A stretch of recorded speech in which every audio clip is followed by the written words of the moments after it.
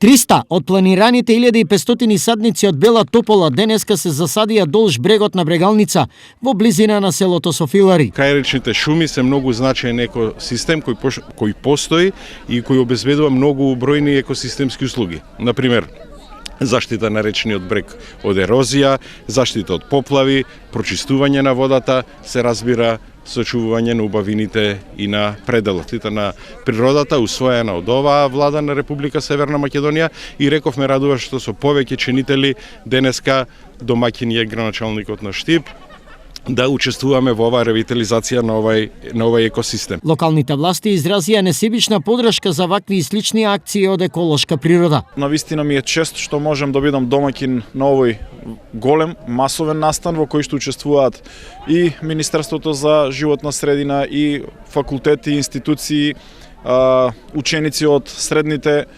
училишта, од представници професори од два факултети во државата, така што ова е за мене многу значајно и заради тоа што придонесуваме за една почиста, поздрава животна средина. Дел од 300 садници од Бела Топола денеска засадуваа и заменик министерот за животна средина Јани Макрадули и градоначалникот на Штип Благој Бочварски.